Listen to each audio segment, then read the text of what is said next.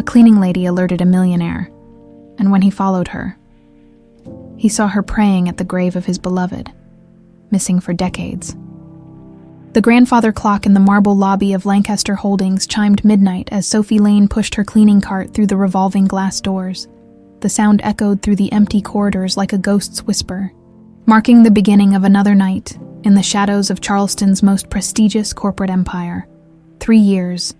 3 years of walking these polished floors, dusting these mahogany desks, and cleaning these floor-to-ceiling windows that overlooked the city's twinkling lights. 3 years of being invisible to everyone who mattered during the day, yet seeing everything that happened when the sun went down. Sophie pulled her honey-colored hair back into a tight ponytail and checked her reflection in the gleaming elevator doors. At 25, she still looked younger than her years, something that had helped her blend into the background of this world of power suits and million-dollar deals. The woman staring back at her wore the simple navy uniform of Pristine Cleaning Services, but her eyes held secrets that would shake the very foundations of this building. "Evening, Miss Lane," called out Marcus, the night security guard, from behind his desk. "Another quiet night ahead of us." "Hope so, Marcus," Sophie replied with a gentle smile that never quite reached her eyes. The melancholy that seemed to cling to her like morning mist was something everyone noticed, but no one questioned, in a world where people were paid to be invisible. Sadness was just another part of the uniform. The elevator hummed softly as it carried her to the 35th floor. Executive territory. This was where the real power resided, where decisions that affected thousands of lives were made over expensive whiskey and handshake deals. It was also where he worked, Edward Lancaster. The name sent a familiar flutter through her chest, the same sensation she'd felt every night for 3 years. She'd studied his face in magazines and newspaper clippings long before she'd ever set foot in this building. The silver-haired man with piercing blue eyes and a jawline that seemed carved from granite, the widower who'd built an empire while carrying the weight of losing his wife 25 years ago. Sophie's cartwheels whispered against the marble as she made her way down the executive hallway. The walls were lined with portraits of Lancaster Holdings history, old men in expensive suits who'd helped build Charleston's skyline. But there was only one portrait that mattered to her, and it hung in the place of honor right outside Edward's corner office. Margaret Lancaster. Sophie stopped her cart in front of the painting, just as she did every night. The woman in the portrait was breathtaking. Auburn hair that caught the light like fire, green eyes that seemed to hold all the warmth missing from this cold corporate world, and a smile that could have melted the hardest heart. She wore a simple white dress that somehow made her look more elegant than any designer gown ever could. "Hello, Mom," Sophie whispered, her voice barely audible in the empty hallway. She pulled out her cleaning supplies with practiced precision, but her movements around this particular portrait were different. Where she was efficient and quick everywhere else, here she was reverent, almost ritualistic. She cleaned the frame with the same care a priest might use to polish a sacred chalice, making sure every inch of the glass was spotless, every speck of dust removed from the golden frame. This was more than just a cleaning routine. This was the closest thing to a conversation she'd had with her mother in 25 years. "I'm getting closer," she continued in that same whisper. "I can feel it. He notices me sometimes, just little glances, but I can tell there's something there, something that makes him curious." The portrait, of course, said nothing back. But Sophie had learned to find comfort in the one-sided conversations. They were the only family moments she'd ever known. The soft ding of the elevator made her freeze. Her heart hammered against her ribs as she quickly stuffed her cleaning cloth back into her cart. Nobody was supposed to be here this late. The executive floor was always empty by 8 p.m., which was exactly why she'd chosen to work the night shift. Footsteps echoed down the hallway. Expensive leather shoes against marble. Sophie didn't need to look to know who it was. She'd memorized the sound of his walk from countless nights of listening to him pace his office during late-night phone calls. Edward Lancaster rounded the corner. His tie loosened and his sleeves rolled up. Even after what must have been a 16-hour workday, he carried himself with the kind of confidence that came from being in control of everything around him. His silver hair was slightly disheveled, and there were lines of exhaustion around his eyes that made him look more human than the polished executive everyone saw during business hours. He stopped when he saw her, and for a moment, they just stared at each other. Sophie felt heat rise in her cheeks as his piercing blue eyes studied her face with an intensity that made her want to disappear into the shadows. "Working late again, miss." His voice was exactly as she'd imagined it would be, deep and smooth, with just a hint of the southern drawl that old Charleston families never quite lost. "Lane," she managed, her voice steadier than she felt. "Sophie Lane." "Right, Sophie." He said her name like he was testing how it felt on his tongue. "You know, I've seen you around here for, a couple years now. 3 years. Sir." The words came out before she could stop them, and she immediately regretted revealing just how precisely she'd been counting. Something flickered in his eyes. Surprise, maybe, or curiosity. 3 years. That's a long time to be working nights. Most people in your position don't last 6 months. Sophie felt her pulse quicken. This was the longest conversation she'd ever had with him, and she wasn't sure whether that was a good thing or a dangerous thing. "I prefer the quiet, Mr. Lancaster. Easier to do a thorough job when there aren't distractions." Edward's gaze drifted to the portrait behind her, and Sophie saw something shift in his expression. The confident businessman faded, replaced by something rawer, more vulnerable. Pain that had been carefully hidden behind 25 years of success suddenly became visible. "She was beautiful, wasn't she?" he said quietly, not really asking a question. "Yes," Sophie replied, her voice barely above a whisper. "She was. You always spend extra time on that portrait, I've noticed." Sophie's blood turned to ice. She'd been so careful, so subtle. How had he? "I'm sorry, sir. I didn't mean to." No, don't apologize." Edward took a step closer, and Sophie caught the faint scent of his cologne mixed with coffee, and something uniquely masculine. "It's just, most people avoid looking at it. They think it makes me uncomfortable." "Does it?" The question escaped before Sophie could stop it, and she immediately wished she could take it back. You don't ask personal questions of billionaire CEOs, especially not about their dead wives. But Edward didn't seem offended. Instead, he looked at her with something that might have been gratitude. "No," he said finally. "It doesn't make me uncomfortable. It makes me hopeful, I suppose, that someone else sees what I see when I look at her." Sophie felt tears threatening to spill over. If only he knew. If only she could tell him that she saw Margaret Lancaster in the mirror every morning, that she'd inherited her mother's eyes and her stubborn chin and her way of tilting her head when she was thinking. "She looks like she was kind," Sophie said instead. She was. She was the kindest person I've ever known." Edward's voice grew softer, more distant. She had this way of seeing the good in everyone, even when they couldn't see it themselves. They stood there in comfortable silence for a moment, both lost in their own thoughts. Then Edward seemed to remember himself, and the businessman mask slipped back into place. "Well, I should let you get back to work. Have a good evening, Miss Lane." "You too, Mr. Lancaster." He started to walk away, then paused and turned back. "Sophie?" "Yes, sir. Thank you for taking such good care of her portrait. It means more than you know." Sophie watched him disappear into his office, her heart pounding so hard she was sure he must have heard it. She stood there for several minutes, staring at the closed door, before finally turning back to Margaret's portrait. "He's a good man, isn't he?" she whispered to the painting. "Just like you said he was in your letters." The portrait smiled back at her, serene and knowing, as if Margaret Lancaster had been waiting 25 years for this moment, for her daughter to finally meet her father, even if he didn't know it yet. Sophie finished cleaning the frame with extra care, then moved on to the next office, but she couldn't shake the feeling that something had shifted tonight. After 3 years of being invisible, she'd finally been seen, and somehow, that felt like the beginning of everything. The discovery happened by accident, the way most life-changing moments do. Sophie was cleaning the conference room on the 36th floor when she dropped her spray bottle. It rolled under the massive mahogany table, and as she crawled to retrieve it, she heard voices. Clear, distinct voices having a conversation that definitely wasn't happening in the conference room. She pressed her ear to the floor, following the sound, until she realized it was coming from the air vent near the wall. The building's ventilation system, she discovered, was like a highway for sound, carrying conversations from office to office with startling clarity. That was 2 years ago. Since then, Sophie had mapped out the building's acoustic blind spots and discovered that from certain positions, She could hear almost everything that happened on the executive floors.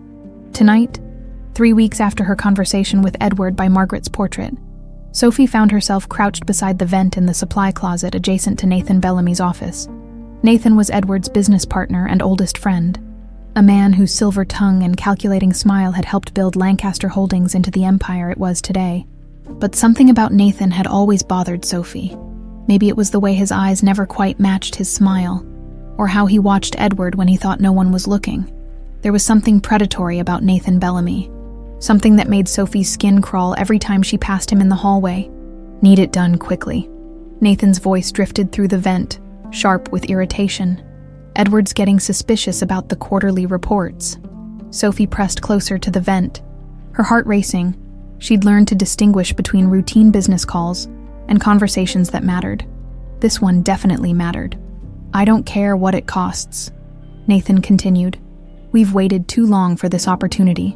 Edward's finally vulnerable, and I'm not going to let some sentimental fool like him ruin everything we've built." Vulnerable. Sophie frowned. Edward Lancaster was many things, but vulnerable wasn't one of them. He was the strongest person she'd ever observed, a man who'd built an empire while carrying the weight of losing his wife. "Look, Morrison, I've been planning this for 25 years. 25 years of watching him make decisions with his heart instead of his head. 25 years of cleaning up his messes while he gets all the credit. The documentation needs to be perfect. One mistake and..." The conversation cut off abruptly, and Sophie heard Nathan's office door open. She quickly grabbed a bottle of cleaning solution and started scrubbing the already spotless shelves, her mind racing with what she'd just heard. 25 years. That was how long it had been since Margaret died. The timing couldn't be a coincidence. Sophie finished her work in the supply closet, but her thoughts kept circling back to Nathan's words. Edward's finally vulnerable. What had changed? What had made Edward susceptible to whatever Nathan was planning? As she moved through her nightly routine, Sophie's mind wandered to the shoebox hidden under her bed in the tiny apartment she rented across town. Inside that box were the only clues to her past: Margaret Lancaster's letters to someone named My Dearest Love, and a birth certificate that raised more questions than it answered. Sophie had been 8 when Dorothy first showed her the letters. Dorothy Mitchell had been the closest thing to a grandmother Sophie had ever known. A kind, weathered woman who'd worked as a midwife for 40 years before retiring to care for one mysterious baby who'd appeared in her life with no explanation. "Your mama loved you more than life itself," Dorothy used to say, stroking Sophie's hair as they read the letters together.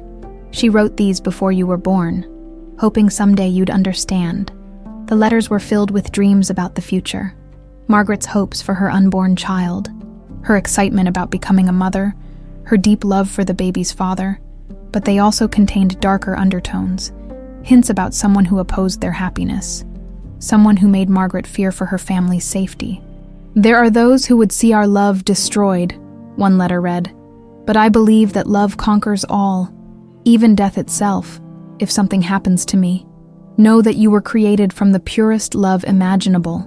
Sophie had memorized every word, but the letters never mentioned Edward by name. The only clue to her father's identity was Margaret's description of him: a man with eyes like winter storms and a heart that could heal the world, when Dorothy died 3 years ago. She'd left Sophie with a final confession. "I always suspected your mama didn't die in no regular accident. There was talk at the hospital that night, whispers about someone who didn't want that baby to live. I took you and ran because I was scared. Maybe it was right, maybe it was wrong, but I couldn't let them hurt you." That's when Sophie decided to become invisible. She'd legally changed her name, gotten fake references, and taken the job at Lancaster Holdings using falsified documents that would be almost impossible to trace. For 3 years, she'd watched and listened, trying to piece together the truth about her mother's death and her own origins. But tonight felt different.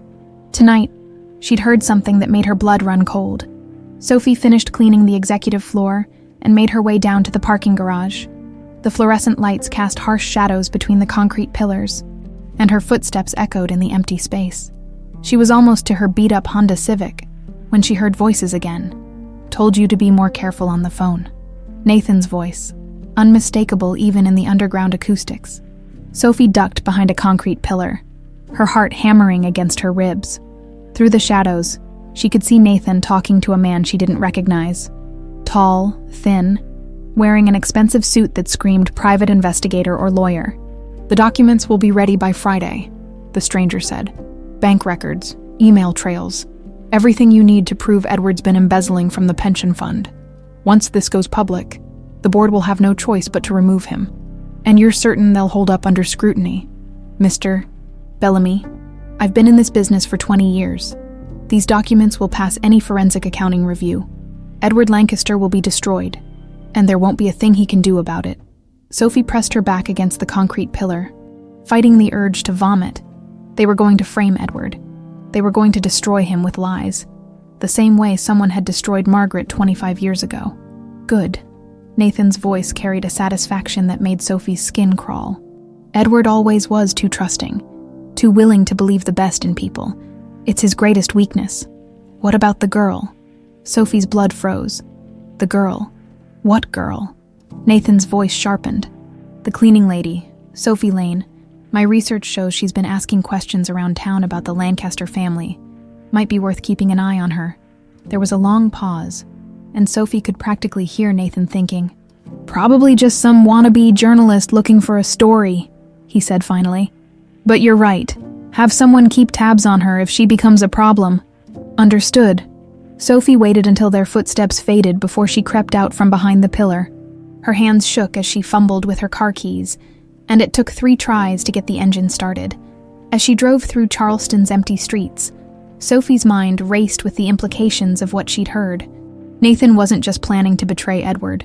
He was planning to destroy him completely, and somehow Sophie had ended up on their radar.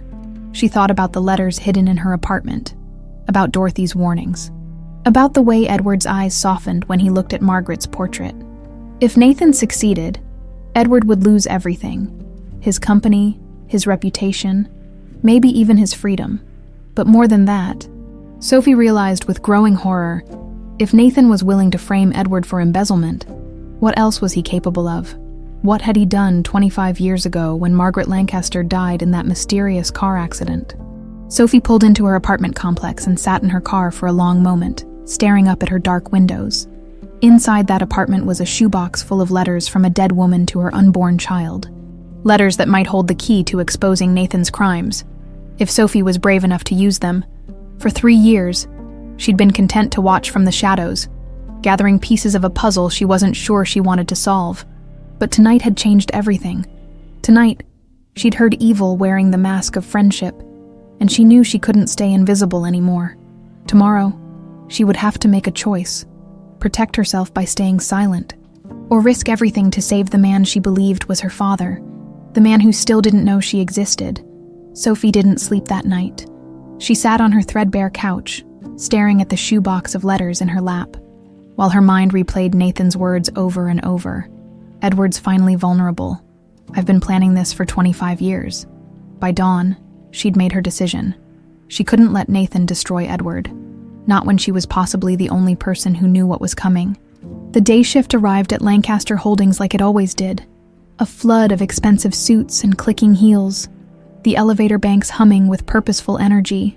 Sophie watched from across the street, nursing a cup of coffee that had long gone cold, waiting for the right moment. At 9:47 a.m., she saw Nathan leave the building, probably heading to one of his off-site meetings. This was her chance. Sophie had never entered Lancaster Holdings during business hours. The daytime world of the building was foreign territory.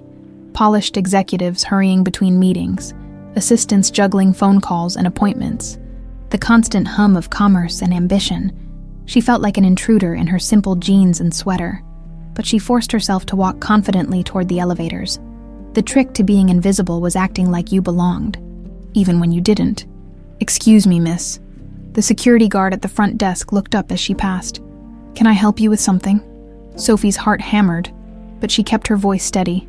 "I need to speak with Mr. Lancaster. It's urgent. Do you have an appointment?" "No, but please, tell him Sophie Lane needs to see him. Tell him it's about his wife." The guard's eyebrows shot up, but something in Sophie's desperate tone must have convinced him. He picked up his phone and murmured into it, then looked back at her with surprise. "He'll see you, 35th floor. Take the elevator to your right." Sophie's legs felt like jelly as the elevator climbed. She'd imagined this moment for 3 years, but never like this.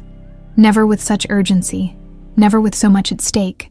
Edward's assistant, a sharp-eyed woman in her 50s, led Sophie down the familiar hallway past Margaret's portrait. The painting seemed to watch her with knowing eyes, as if Margaret herself was urging her daughter forward. "Mr. Lancaster will see you now," the assistant said, opening the heavy oak door to his office. Edward's office was exactly what Sophie had expected.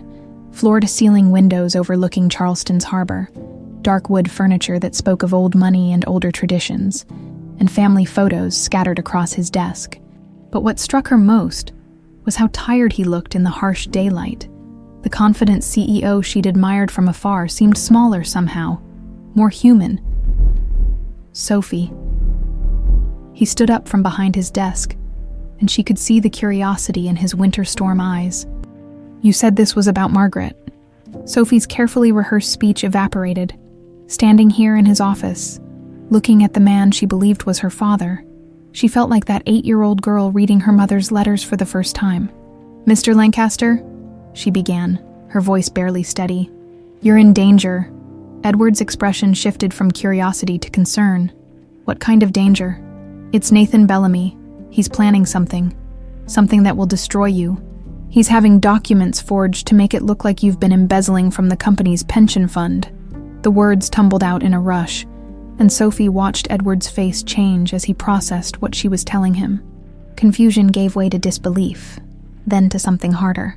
"That's a serious accusation," he said quietly. "Nathan's been my business partner for over 20 years. He's like a brother to me. I know how it sounds, but I heard him talking to someone in the parking garage last night. They're planning to present the evidence to the board on Friday." "And how exactly did you hear this conversation?" Sophie felt heat rise in her cheeks. I sometimes overhear things while I'm working. The building's ventilation system carries sound between offices." Edward studied her face with an intensity that made her want to disappear. "You've been eavesdropping on private conversations." "Not intentionally. Not at first. But Mr. Lancaster, you have to believe me. Nathan said he's been planning this for 25 years. He said you were finally vulnerable." Something flickered in Edward's eyes at the mention of 25 years. The same time frame as Margaret's death, but his expression remained guarded. "Sophie, I appreciate your concern, but you're asking me to believe that my oldest friend, a man who helped me build this company from nothing, is planning to betray me based on a conversation you claim to have overheard. I know how crazy it sounds," Sophie said desperately, "but please, just look into it. Check your computer files, your email accounts. I think Nathan's been setting this up for months." Edward was quiet for a long moment, his fingers drumming against his desk. Sophie could see him weighing her words, trying to decide whether she was a concerned employee or a delusional woman with too much imagination. "Why?" he asked finally. "Why would you risk your job to warn me about this?" The question hung in the air between them, and Sophie felt the weight of 3 years' worth of secrets pressing down on her shoulders. She wanted to tell him everything, about the letters, about Dorothy, about the birth certificate that had no father's name on it. She wanted to tell him about the way her heart stopped every time she looked at Margaret's portrait, seeing her own eyes staring back at her. Instead, she said the only thing she could, because it's the right thing to do. Edward stood up and walked to the window, his hands clasped behind his back. For several minutes, he stared out at the harbor where cargo ships moved like toys in the distance. "You know," he said, without turning around, "Margaret used to say that people show you who they really are in moments of crisis. She believed that when everything's on the line, the mask comes off and you see what someone's truly made of." Sophie's breath caught. It sounded like something her mother would have written in one of her letters. "She sounds like she was wise," Sophie managed. She was. She was also incredibly intuitive about people. She could spot a liar from across a room. Edward turned back to face Sophie, and she saw something new in his expression. Not quite trust, but a willingness to listen. "The question is, what are you made of, Sophie Lane?" Before Sophie could answer, Edward's phone buzzed. He glanced at it and frowned. "Nathan's on his way up. He says he has something urgent to discuss." Edward's eyes met Sophie's, and she saw the exact moment when he decided to take a leap of faith. "Stay here," I want to hear what he has to say. Mr. Lancaster, I don't think... Please, just stay quiet and listen. Sophie nodded and moved to a chair in the corner of the office. Her heart pounding so hard she was sure Nathan would hear it when he walked in. 2 minutes later, Nathan Bellamy strode through the door with his usual confident smile. He was a handsome man in his 50s, with silver hair and the kind of charm that made people want to trust him. But Sophie could see what others missed. The cold calculation behind his warm brown eyes, the way his smile never quite reached them. "Edward, we need to talk," Nathan said, then stopped when he noticed Sophie in the corner. "I didn't realize you had company." "Sophie was just leaving," Edward said smoothly. "Weren't you, Sophie?" Sophie stood up, understanding the hint. As she walked toward the door, she caught Nathan's eye for just a moment. What she saw there made her blood run cold. Recognition, suspicion, and something that looked very much like a threat. "Have a good day, Mr. Lancaster," she said, her voice steadier than she felt. "And Mr. Bellamy," Nathan's smile tightened. "Miss Lane, Sophie Lane." "Ah, yes, the cleaning lady. I've heard about you." The way he said it made Sophie's skin crawl, but she just nodded and left the office. As the door closed behind her, she heard Nathan's voice, smooth as silk and twice as dangerous. "Edward, we have a problem. There's been some irregularities in the pension fund accounts." Sophie hurried to the elevator, her mind racing. Nathan was moving faster than she'd expected. He wasn't waiting until Friday. He was making his move right now. As the elevator descended, Sophie realized that by warning Edward, she'd exposed herself. Nathan knew who she was now, knew she was a threat. There was no going back to being invisible. But as terrifying as that thought was, it was also liberating. For the first time in 3 years, Sophie Lane had stopped hiding in the shadows. Now she just had to hope she'd live long enough to see what happened next. Edward couldn't concentrate on Nathan's words. All he could think about was the desperate sincerity in Sophie Lane's honey-colored eyes, and the way her voice had trembled when she'd warned him about the betrayal. "Of course, we'll need to conduct a full internal investigation," Nathan was saying, spreading documents across Edward's desk with practiced efficiency. "But the preliminary evidence is quite damning." Edward stared at the bank statements and email printouts that supposedly showed him siphoning money from employee pension accounts. The forgeries were good, better than good. If Sophie hadn't warned him, he might have believed them himself. "When did you first notice these discrepancies?" Edward asked, keeping his voice carefully neutral. "About a week ago. I've been trying to find an innocent explanation, but..." Nathan shook his head with what appeared to be genuine regret. "Edward, I have to ask, are you in some kind of financial trouble?"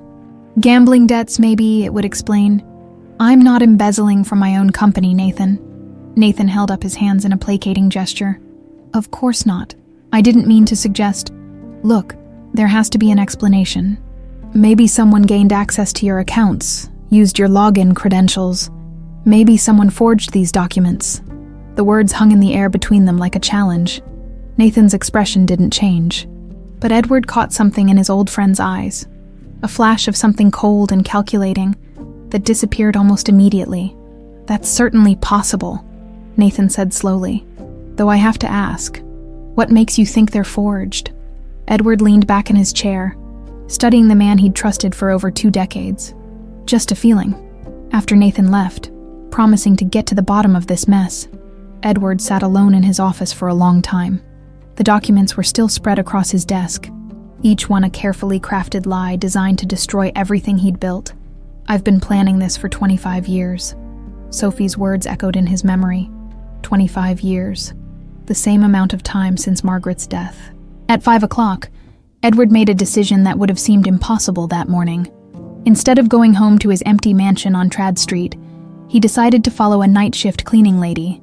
Sophie's beat-up Honda Civic was easy to spot in the employee parking lot. Edward kept his distance as she drove through Charleston's narrow streets, past the historic district with its antebellum mansions, through increasingly modest neighborhoods until she reached a small apartment complex on the edge of town, but she didn't go inside. Instead, Sophie drove to Rosewood Cemetery. Edward had been to Rosewood exactly once in the past 25 years, the day they'd buried Margaret. After that, he'd found excuses to stay away. The pain was too raw, the memories too overwhelming. He'd preferred to remember his wife in their home, surrounded by her photographs and the scent of the white gardenias she'd loved. He parked at the cemetery's entrance and watched Sophie walk through the wrought iron gates, carrying a small bouquet of white flowers. She moved with purpose, as if she'd made this journey many times before. Edward followed at a distance, using the massive oak trees and elaborate headstones as cover. The late afternoon sun filtered through Spanish moss, casting everything in a golden, dreamlike light that reminded him painfully of Margaret's hair. Sophie stopped at a neglected corner of the cemetery where the headstones were older, more weathered. Edward's breath caught when he realized where she was headed: Margaret's grave. The headstone was simple, black granite with gold lettering that read, Margaret Rose Lancaster, beloved wife. The dates beneath her name told a story of a life cut tragically short, 1970-2000. She'd been only 30 when she died. Edward watched in stunned silence as Sophie knelt beside the grave and placed the white gardenias, Margaret's favorite flowers, on the weathered stone. Then she did something that made Edward's world tilt on its axis. Sophie began to talk to the headstone as if Margaret could hear her. "Hi, Mom," she whispered, her voice carrying clearly in the cemetery's stillness. "I'm sorry it's been a few days. Things have been complicated, Mom." Edward's legs nearly gave out. He gripped the nearest headstone for support, his mind reeling with the implications of what he was hearing. "I met him, Mom. I actually talked to him." Sophie's voice was filled with wonder and sadness. "He's everything you said he would be in your letters. Kind, strong, but so lonely. I can see it in his eyes. The same loneliness I've carried my whole life." Sophie reached into her purse and pulled out a small, worn envelope. Edward recognized the cream-colored stationery immediately. It was the same paper Margaret had used for all her correspondence. "I brought one of your letters," Sophie continued. "The one where you wrote about hoping our family would find each other someday, even if something happened to you." She unfolded the letter with trembling hands and began to read aloud. "My dearest love, if you're reading this, it means I'm no longer with you to watch our daughter grow up. But please know that every day I carried her, I dreamed of the moment when the three of us would be together. I dreamed of lazy Sunday mornings and bedtime stories, and all the little moments that make a family." Edward felt tears streaming down his face. He remembered that letter, remembered finding it in Margaret's jewelry box after the accident, remembered how it had nearly destroyed him to read her hopes for a future they'd never have. But Margaret hadn't been pregnant when she died. The doctors had been very clear about that. So how could this young woman? "If something happens to me," Sophie continued reading, "promise me you'll find her. Promise me you'll tell her how much I loved her, how much we both loved her, and tell her that love doesn't die, even when people do." Sophie folded the letter carefully and pressed it to her heart.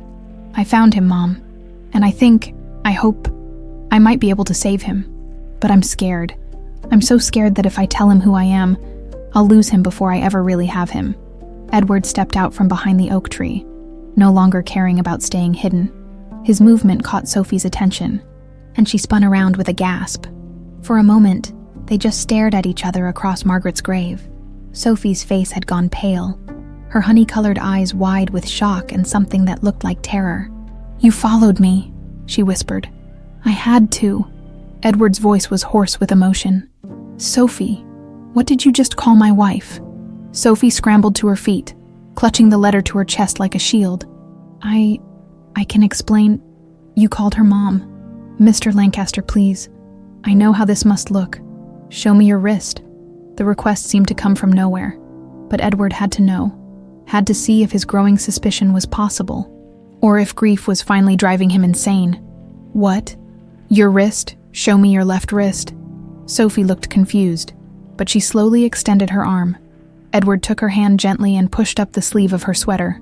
There, on the delicate skin of her inner wrist, was a small birthmark in the shape of a crescent moon. Edward's world collapsed. Margaret had had the same birthmark in exactly the same place. She'd been self-conscious about it, always wearing bracelets or long sleeves to hide it. But Edward had loved that little moon-shaped mark. He'd kissed it every morning and every night for the 5 years they'd been married. "Oh my God," he breathed, looking up into Sophie's eyes that were exactly the same shade of green as Margaret's. "You're her daughter." Sophie nodded, tears spilling down her cheeks. I think I'm your daughter too." Edward sank to his knees beside Margaret's grave, overwhelmed by the impossibility of it all. 25 years. 25 years of believing he'd lost everything, and his daughter had been alive the entire time. "But how?" he whispered. "The doctors said. They said Margaret wasn't pregnant when she died." "She was," Sophie said softly, kneeling beside him. 7 months pregnant. A woman named Dorothy Mitchell saved me. She was a midwife at the clinic where they brought Mom after the accident.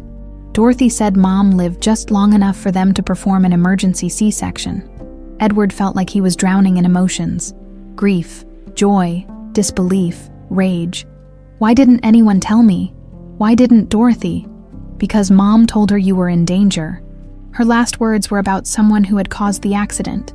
Someone who would hurt you if they knew about me. The pieces began falling into place with horrible clarity. Nathan's 25-year plan, his intimate knowledge of the company's finances, his position of trust that would allow him to forge documents without suspicion. "Nathan," Edward said, the name tasting like poison in his mouth. Sophie nodded. "I think so. I think he's the one who killed Mom. And now he's trying to destroy you." Edward reached out with shaking hands and touched Sophie's face, seeing Margaret in every feature. "My daughter," he whispered. "My little girl. Daddy." The word came out broken, hopeful, afraid. Edward pulled her into his arms, and for the first time in 25 years, he didn't feel alone. Above them, the sun set behind the oak trees, and somewhere in the gathering darkness, Edward could almost hear Margaret's voice whispering that love really doesn't die, even when people do. They talked until well past midnight.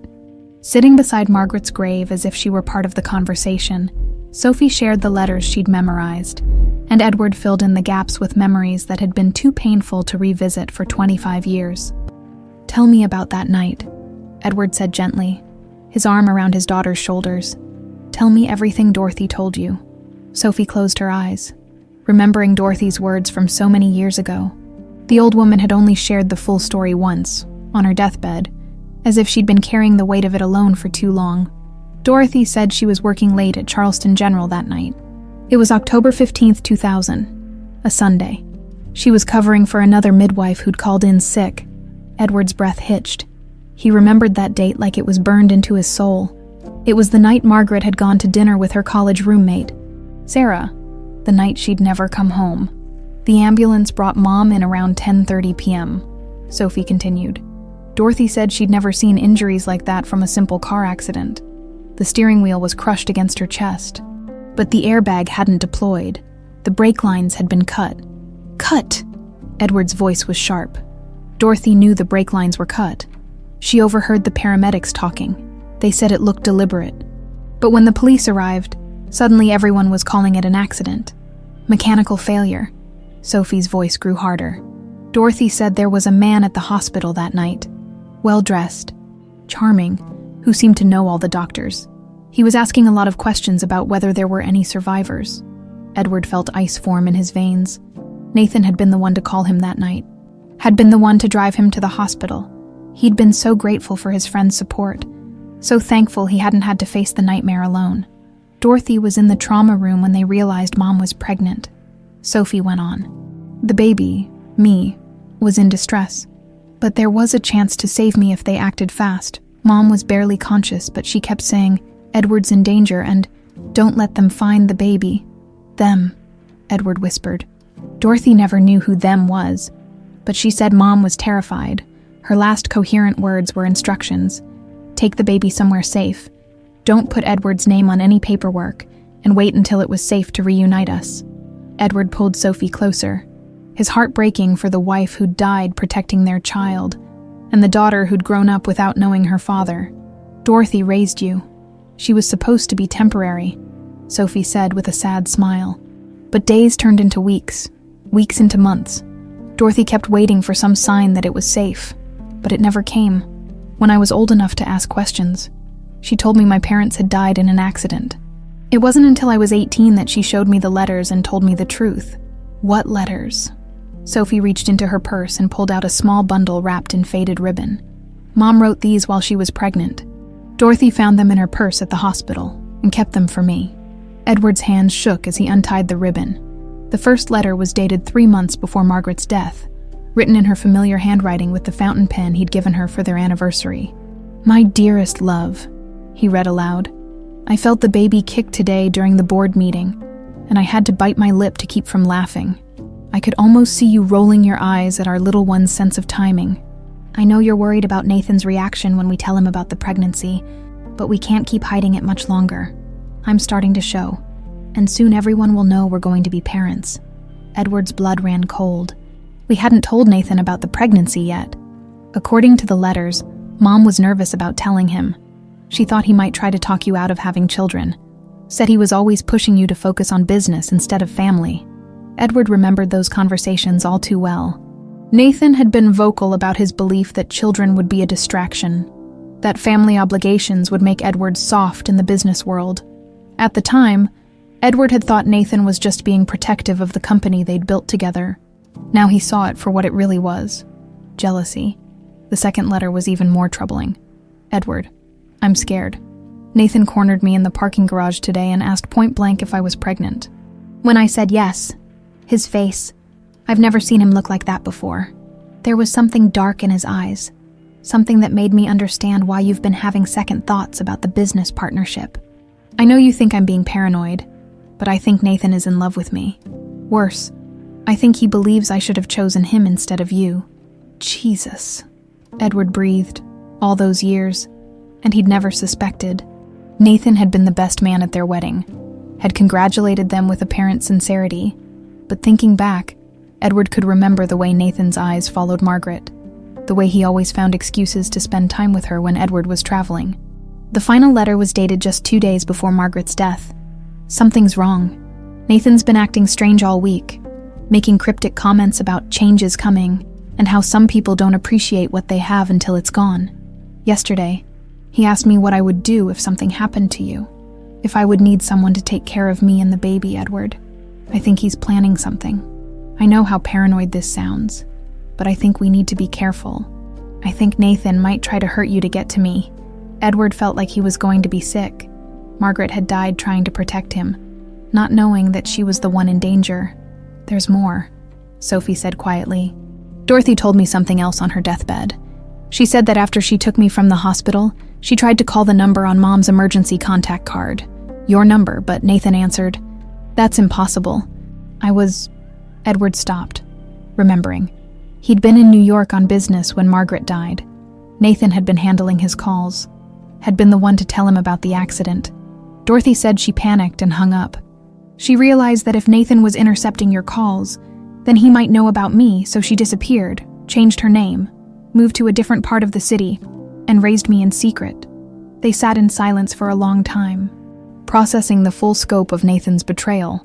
25 years of friendship, of trust, of building an empire together. All of it had been a lie. "Why now?" Edward finally asked. "Why is Nathan making his move now?" After all these years, Sophie hesitated, then pulled out one more piece of paper. "This is why I took the job at Lancaster Holdings. I found this in Dorothy's things after she died. It was a newspaper clipping from 3 years ago. Lancaster Holdings announces succession planning initiative. The article mentioned that Edward was beginning to consider his long-term legacy and the company's future leadership. Nathan's getting older, Sophie said. He's been waiting 25 years for you to hand him control of the company, but the succession planning made him realize you might choose someone else, or worse, that you might start a family again." Edward laughed bitterly. "After Margaret died, I swore I'd never remarry, never have children. I couldn't bear the thought of replacing her. But Nathan couldn't be sure of that forever, and if you ever found out I was alive, I'd want to leave everything to my daughter." Edward turned to look at Sophie, seeing Margaret's strength in her jaw, her determination in the set of her shoulders. "Nathan killed my wife and stole my daughter from me because he wanted my company, and now he's trying to finish what he started." Sophie pulled out her phone and showed Edward a text message she'd received that afternoon. "We know who you are. Stop digging, or you'll end up like your mother." Edward felt rage unlike anything he'd ever experienced. Nathan hadn't just destroyed his past. He was threatening his future. "We're going to stop him," Edward said firmly. We're going to expose him for what he is. How? He's been planning this for 25 years. He has forged documents, bribed officials, covered his tracks perfectly. Edward stood up and helped Sophie to her feet, because he made one mistake. He assumed I'd lost everything when Margaret died, but I didn't lose everything. He looked down at his daughter, this miraculous gift he'd never known existed. I still have you. The next morning, Edward called in sick for the first time in 15 years. Instead of going to the office, he and Sophie drove to a small diner on the outskirts of Charleston, where they could talk without fear of being overheard. We need evidence, Edward said, stirring his coffee absently. Nathan spent 25 years covering his tracks. If we're going to expose him, we need something concrete. Sophie pushed eggs around her plate, her appetite gone. The threatening text message had shaken her more than she'd let on. There might be someone who can help us. Dorothy mentioned a woman named Susan, someone who worked at the hospital the night Mom died. Susan. Edward frowned. Susan Hale. You know her. She's my housekeeper. Has been for, God, almost 20 years. Edward's eyes widened as the implications hit him. Sophie, if Susan was at the hospital that night, she might know everything. They drove to Edward's mansion on Trad Street in tense silence. The antebellum house was beautiful, but felt more like a museum than a home. All polished surfaces and careful preservation of a life that had ended 25 years ago. Susan Hale was in the kitchen, a woman in her early 60s with graying hair and kind eyes that had seen too much. She looked up when they entered, and Sophie saw recognition flicker across her face. Mr. Lancaster, Susan said carefully. I wasn't expecting you home today. Susan, I need to ask you about something. Edward's voice was gentle but firm. Were you working at Charleston General on October 15, 2000? The color drained from Susan's face. She set down the dish towel she'd been holding with shaking hands. Why are you asking about that night? Because, Sophie said, stepping forward. You were there when I was born. Susan looked at Sophie for a long moment, and slowly, her composure cracked. Tears began streaming down her weathered cheeks. Dear God, she whispered, you're Margaret's baby. You knew. Edward's voice was sharp with surprise. Susan nodded, sinking into a kitchen chair as if her legs couldn't support her anymore. I've known for 20 years, ever since Nathan brought me here to work for you. Nathan brought you here. He said you needed someone to take care of the house. Someone trustworthy. Susan's voice was bitter now. What he really needed was someone who would keep quiet about what happened that night. Sophie sat down across from Susan, her heart racing. Tell us everything. Please. Susan was quiet for so long that Sophie thought she might refuse to speak. Then, as if a dam had burst, the words came pouring out. I was working the night shift in the trauma unit. I'd only been at the hospital for 6 months. I needed the job desperately after my husband died. When they brought Margaret in, I could see immediately how bad it was. Edward reached across the table and took Susan's hand. Go on. She was conscious when she arrived. Barely, but conscious. She kept saying the same thing over and over. Save my baby. Don't let them find my baby. Edward's in danger. Susan wiped her eyes with her free hand. Dr. Ramirez made the decision to perform an emergency C-section. Margaret died just as we delivered you. Sweetheart, her last word was, Edward. Sophie felt tears burning her eyes, even dying. Her mother had been thinking of the people she loved. There was a man at the hospital that night. Susan continued. Tall, silver-haired, very well-dressed. He said he was Margaret's brother-in-law, that he was there to handle arrangements. Nathan, Edward said grimly. He was asking a lot of questions about whether there had been any survivors, whether Margaret had said anything before she died. When he found out about the baby, Susan shuddered. I've never seen someone's face change like that. For just a moment, the mask slipped, and I saw pure evil. What happened to me? Sophie asked. Dorothy Mitchell was the midwife on duty. She'd overheard everything. Margaret's warnings, Nathan's questions. When she saw the look on that man's face, she made a decision that probably saved your life. Susan stood up and walked to the kitchen window, staring out at the garden where Margaret's white gardenias still bloomed every spring. Dorothy told Nathan the baby hadn't survived. She showed him falsified paperwork, convinced him that both mother and child had died. Meanwhile, She'd already smuggled you out through the service elevator. Why didn't you speak up? Edward's voice was carefully controlled, but Sophie could hear the anger underneath. Because I was scared, Susan said simply. And because Nathan made sure I stayed scared. She turned back to face them, and Sophie saw the haunted look in her eyes. A week after Margaret's death, Nathan offered me the job as your housekeeper. He said it would be perfect, a widow helping a widower through his grief. But then he made it clear that my employment was conditional on my silence. He threatened you. Not directly. Not at first. He was too smart for that. Susan's voice grew harder. But strange things started happening. My car tires were slashed. My apartment was broken into, though nothing was stolen. I received anonymous calls telling me that accidents happened to people who talk too much. Sophie felt sick. Nathan had terrorized this innocent woman for 20 years, just to keep his secret safe. The final threat came 6 months after I started working here, Susan continued. I was pregnant. Edward's eyes widened. Susan, I had no idea. I never told you because... Susan's voice broke. Because Nathan made sure I lost the baby. The kitchen fell silent, except for the ticking of the grandfather clock in the hallway. Sophie reached across the table and took Susan's other hand. How? She whispered. I was 5 months along. Healthy pregnancy, no complications. I was walking to my car after grocery shopping when someone bumped into me. Hard. I fell down the steps of the parking garage. By the time I got to the hospital, it was too late. Jesus, Edward breathed. It wasn't random. The man who bumped into me was wearing a Charleston General Hospital ID badge, but I'd never seen him before. When I tried to report it, I was told there was no record of any employee matching his description. Susan wiped her eyes and looked directly at Edward. Nathan visited me in the hospital. He brought flowers and sympathy, but his message was clear. This is what happens to people who can't keep secrets. If I ever spoke about what happened to Margaret and her baby, worse things would happen. Why didn't you leave Charleston? Get away from him. Where could I go? Nathan has connections everywhere. And besides, Susan's voice grew softer. Staying close to you was the only way I could honor Margaret's memory. She asked me to keep her baby safe. And even though Dorothy had taken you away, I felt responsible. I thought maybe someday I'd find a way to reunite you with your father. Sophie squeezed Susan's hand. You have. You're doing it right now. But it's too late. Isn't it? Susan's voice was resigned. Nathan's making his final move. He's going to destroy you, Mr. Lancaster, just like he destroyed Margaret. Not if we expose him first, Edward said firmly. Susan, will you testify about what you saw that night? Will you help us prove Nathan killed Margaret?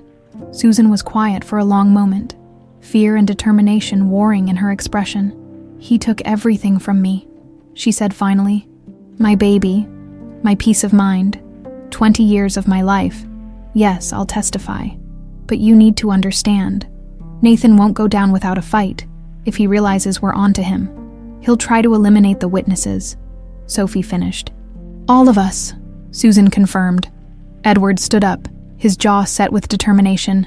Then we better move fast. That evening, while Edward worked with his private investigator to gather evidence, Sophie found herself alone in his study, surrounded by 25 years of carefully preserved memories. The room was like a shrine to Margaret. Her photograph on the desk, her favorite books still on the shelves, even her reading glasses in their case on the side table. Sophie picked up a leather-bound photo album and began turning the pages. Here was Margaret at 20, laughing on a beach somewhere.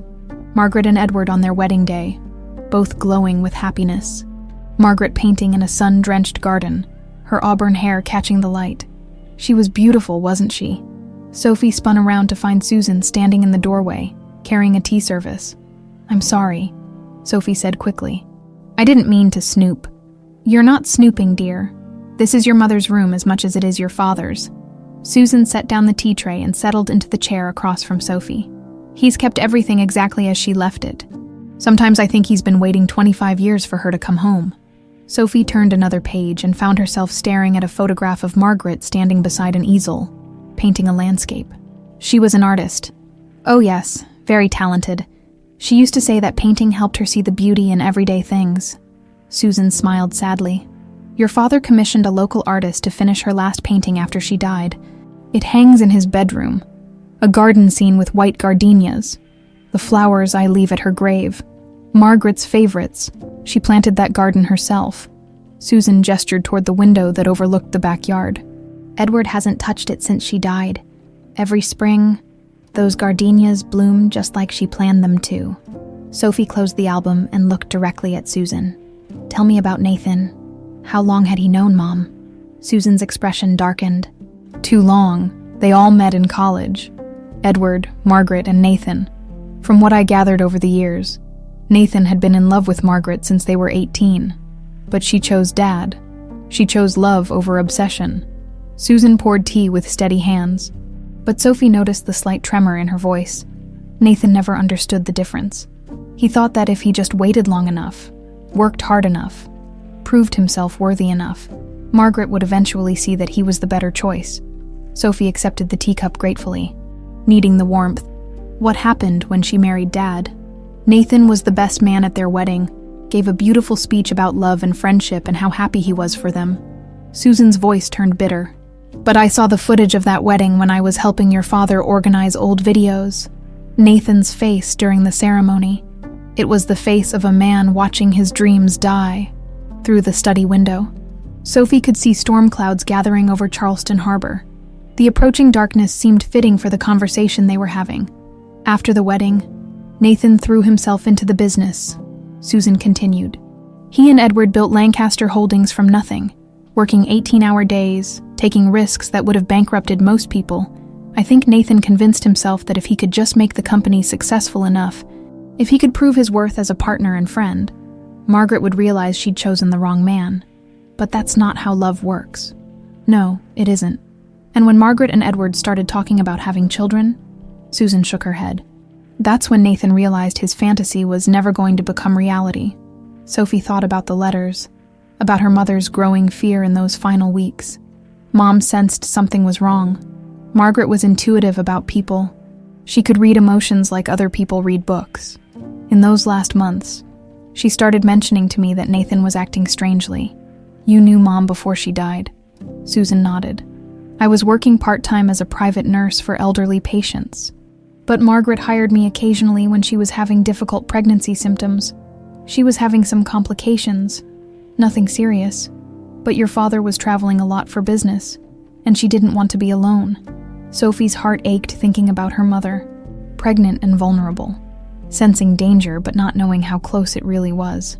What was Nathan like during those visits? Possessive. He would find excuses to stop by when I was there, always asking detailed questions about Margaret's health, her schedule, whether she was happy. Susan's voice grew troubled. He had this way of watching her when he thought no one was looking. It wasn't love. It was ownership. Like she was something that belonged to him. The grandfather clock in the hallway chimed 8 o'clock, and Sophie realized they'd been talking for hours. Outside, the storm had arrived, rain lashing against the windows. Susan, the night Mom died, you said Nathan was asking questions at the hospital. What exactly did he want to know? Susan set down her teacup and took a deep breath. He wanted to know if Margaret had been conscious when she arrived, if she'd said anything about the accident. When Dr. Ramirez told him that Margaret had mentioned brake failure, Nathan seemed very interested in making sure that information didn't appear in any official reports. He bribed people to cover up the evidence. More than that, he had connections, friends in the police department, people who owed him favors. Within hours, the official report stated that Margaret had lost control of her vehicle due to wet road conditions. The brake lines were never even examined. Sophie felt anger burning in her chest. Nathan had murdered her mother, and then used his influence to cover it up, all while playing the role of grieving friend to her father. There's something else, Susan said quietly. Something I've never told anyone. What? The morning after Margaret died, Nathan came to the hospital to collect her personal effects. I was working a double shift, so I was still there. He asked specifically about any documents or papers Margaret might have had with her. Documents. Margaret had been keeping a journal during her pregnancy. She wrote in it every day. Letters to the baby, thoughts about becoming a mother, concerns about certain people in her life. Susan's voice dropped to almost a whisper. Nathan took that journal, said it was too painful for Edward to see. Sophie's pulse quickened. a journal with her thoughts about Nathan. Among other things, Margaret was documenting her growing suspicions, the strange comments Nathan made, the way he looked at her. If that journal still exists, it would be evidence. It would be proof that Nathan's obsession had escalated to the point where Margaret feared for her safety. Sophie stood up and began pacing the room, her mind racing. Where would he keep something like that? He couldn't destroy it. It was too important to him, but he couldn't risk anyone finding it either. Nathan's always been sentimental about Margaret. Creepily so. Susan shuddered. I've seen him at company events, staring at her photographs like he's memorizing them. A man like that. He'd keep the journal, probably reads it regularly. Then we need to find it. Sophie, you can't be serious. Breaking into Nathan's house, that's necessary. Sophie turned to face Susan, her mother's determination blazing in her green eyes. Nathan has spent 25 years destroying lives and covering his tracks. The journal might be the only evidence that can prove he killed Mom. Thunder crashed overhead, and the lights flickered. In the brief darkness, Sophie could have sworn she saw Margaret's face in the window reflection, nodding approval. Besides, Sophie continued, Nathan doesn't know we're onto him yet. He thinks he's still in control, still pulling the strings. That gives us an advantage. What if you're caught?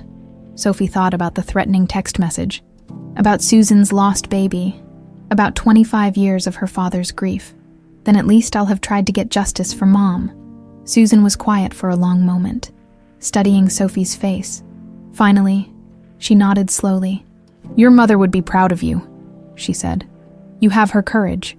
I have her stubbornness too. Sophie managed a smile. Dad always said that was Mom's most dangerous quality. Outside, lightning illuminated the garden where Margaret's gardenias swayed in the storm, as if the flowers themselves were encouraging their daughter to fight for the truth. The call came at 3 a.m. Sophie jerked awake in the guest bedroom of her father's house, her heart hammering as Edward's phone rang. Somewhere in the distance, she heard his groggy voice answer, then silence, then the sharp sound of footsteps in the hallway. Sophie, Edward's voice was urgent. Sophie, wake up. She threw on a robe and found him in the hallway, fully dressed, his face pale in the dim light. What's wrong? That was the night security guard at Lancaster Holdings. There's been a break-in. Someone ransacked Nathan's office. Sophie felt ice form in her stomach. Did they find anything? That's what we need to figure out. The police are already there, but I have access to the building.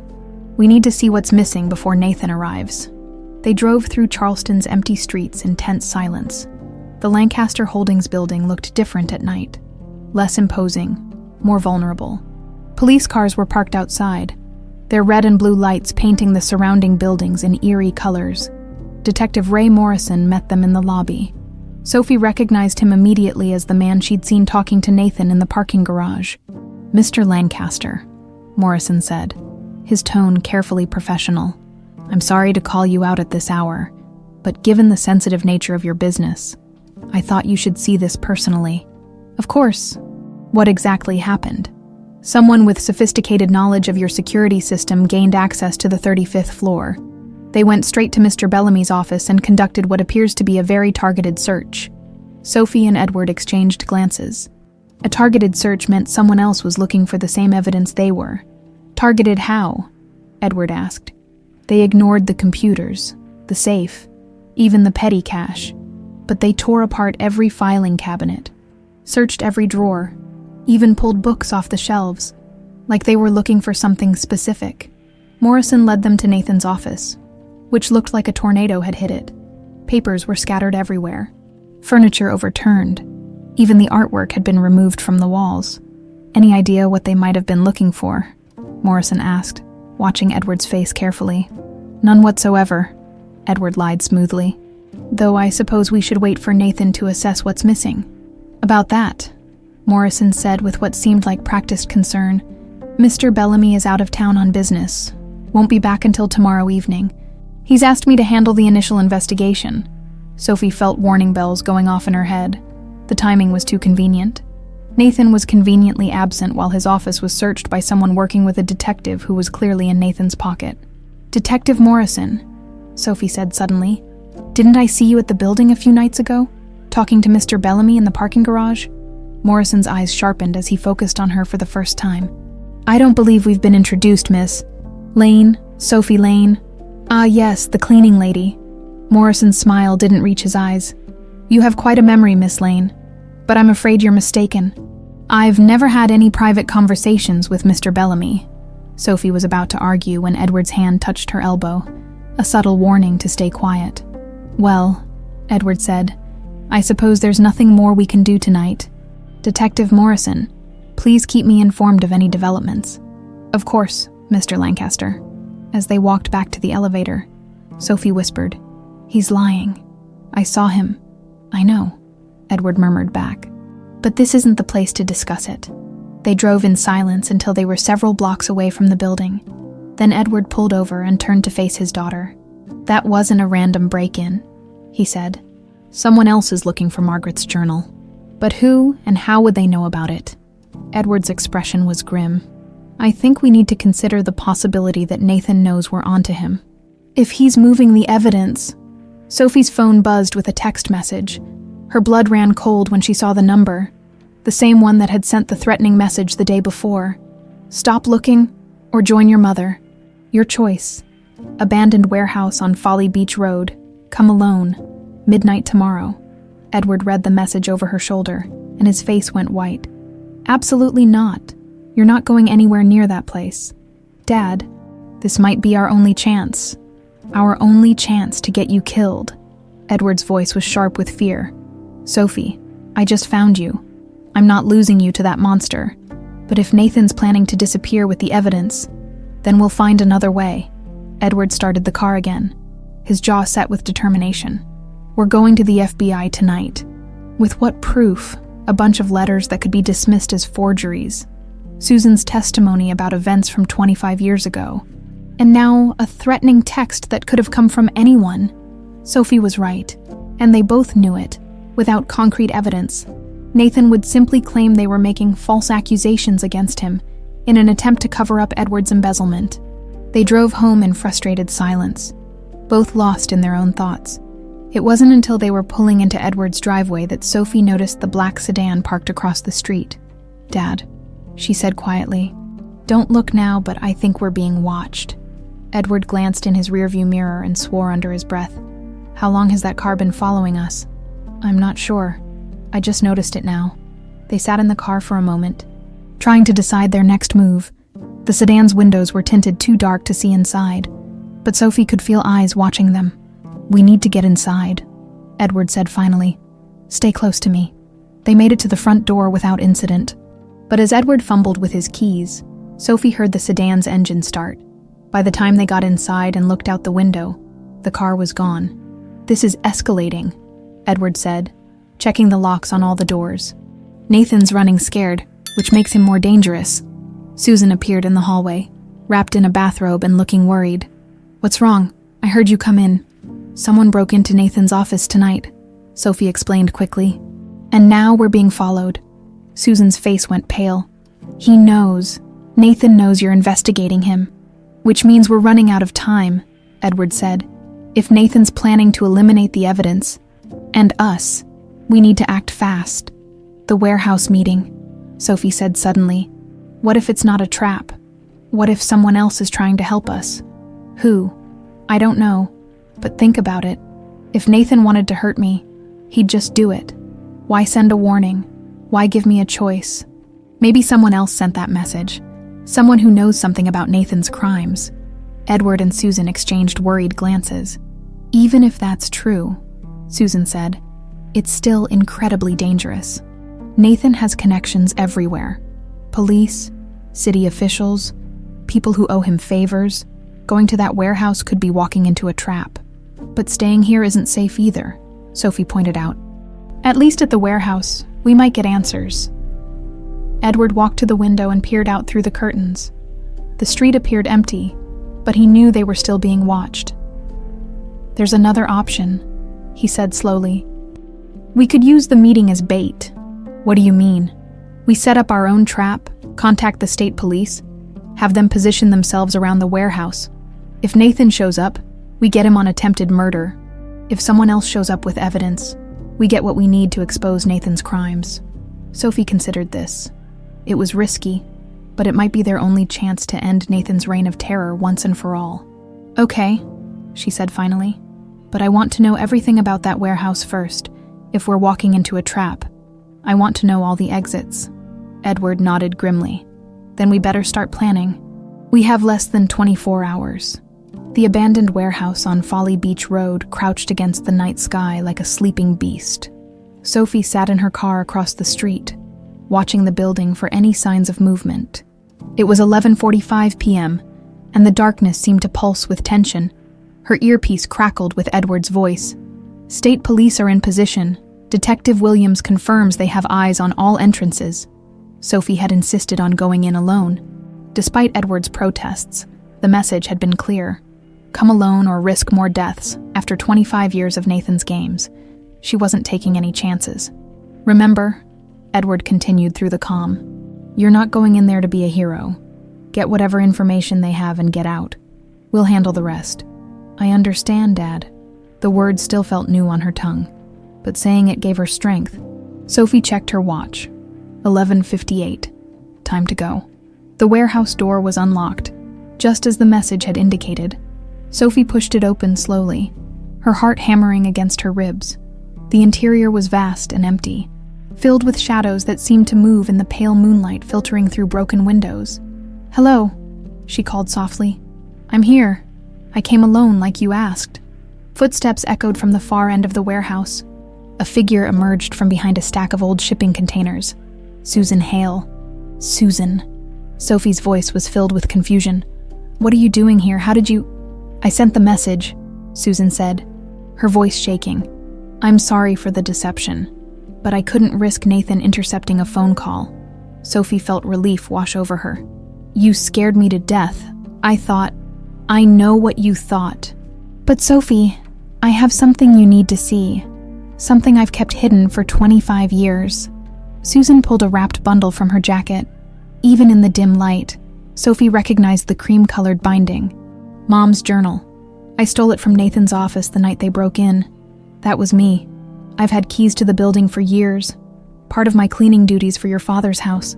Susan's hands trembled as she held out the journal. Nathan kept it in a safe behind a painting in his office. He's been reading it regularly. I've seen him do it during late nights when he thought no one was around. Sophie reached for the journal with reverent hands. Why didn't you tell us about this before? Because I was a coward. Susan's voice broke. For 20 years, I've been too afraid to act.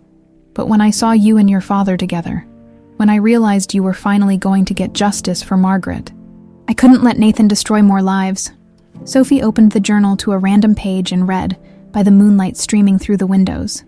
Nathan stopped by again today while Edward was in Atlanta. He's been doing this more often lately, always with some excuse about business papers or company updates.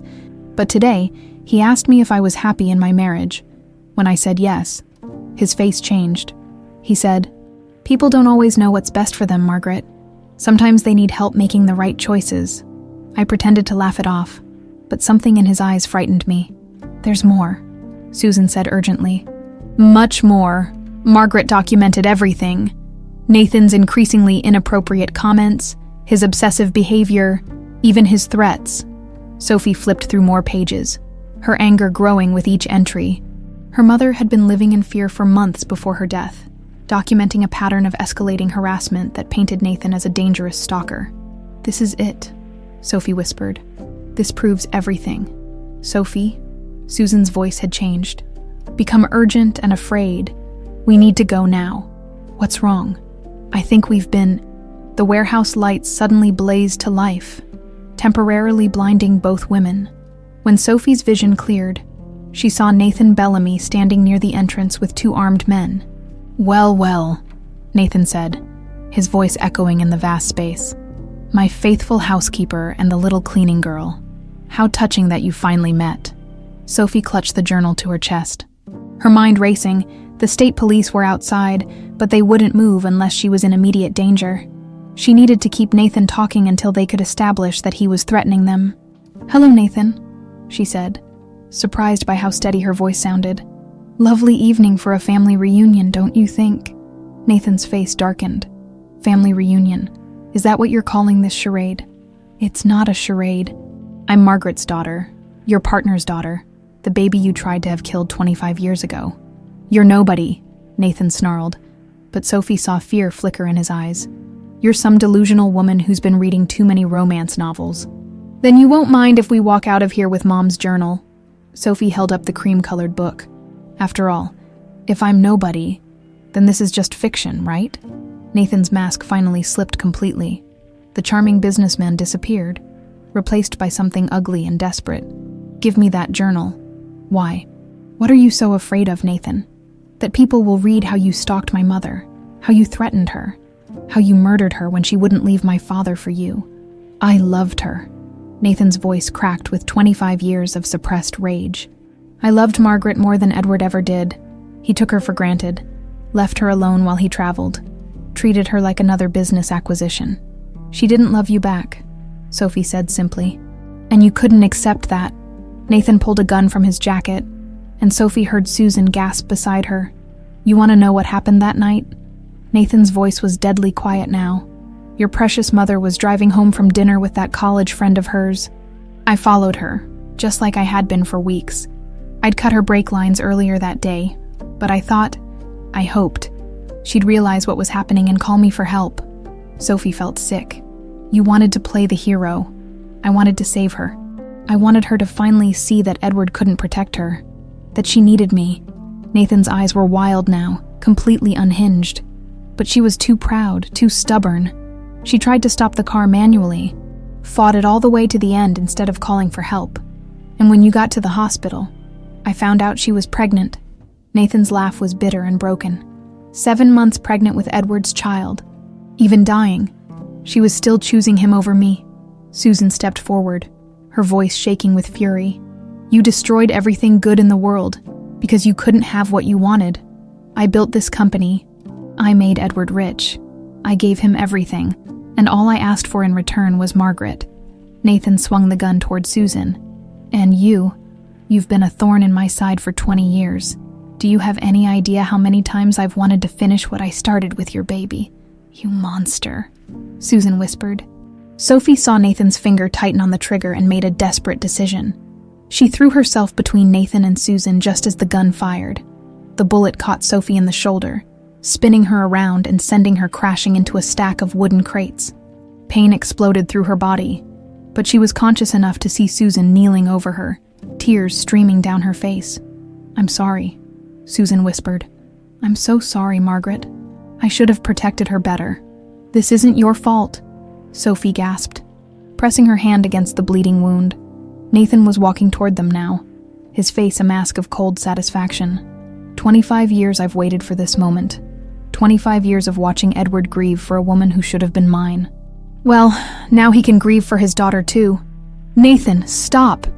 Edward's voice rang out across the warehouse. Sophie turned to see her father standing in the doorway, flanked by state police officers with their weapons drawn. It's over, Nathan, Edward called out. We heard everything. Drop the gun. Nathan spun around, his face twisting with rage when he saw Edward. This is all your fault. Margaret would be alive if you hadn't stolen her from me. Margaret was never yours to steal, Edward said, walking slowly into the warehouse despite the officers' protests. She chose love over obsession. She chose life over your twisted fantasy. I gave you everything, Nathan screamed, raising the gun toward Edward. I built your empire. I covered your mistakes. I was your best friend. And you repaid me by taking the only thing I ever wanted. The only thing you ever wanted was something that didn't belong to you, Edward replied quietly. That's not love, Nathan, that's possession. Susan suddenly stood up from beside Sophie, her face set with grim determination. Margaret asked me to protect her baby, she said, her voice carrying clearly across the warehouse. For 25 years I failed her, but not tonight. Susan threw herself at Nathan, just as he pulled the trigger. The bullet meant for Edward caught Susan in the chest instead, and she collapsed to the concrete floor. The state police moved in immediately, but Nathan dropped his gun and fell to his knees beside Susan's body. For a moment, the mask slipped again, and Sophie saw not a monster but a broken man who had destroyed everything he'd ever touched.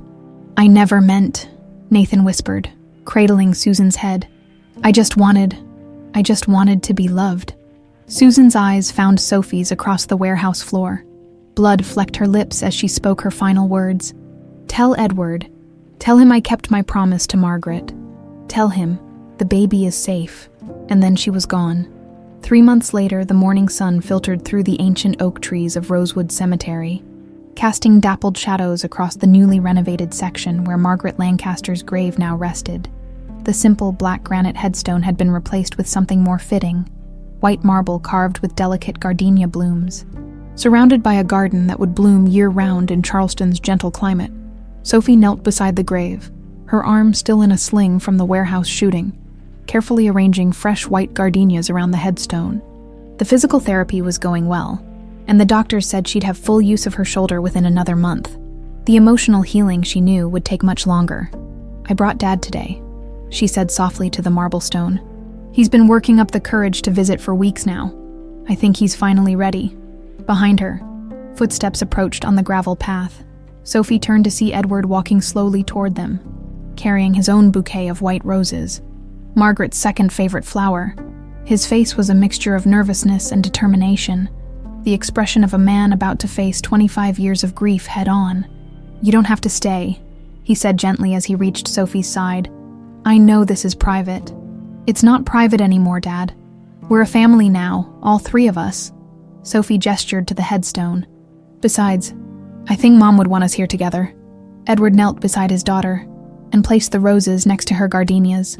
For a long moment, he just stared at Margaret's name carved into the marble, his throat working silently.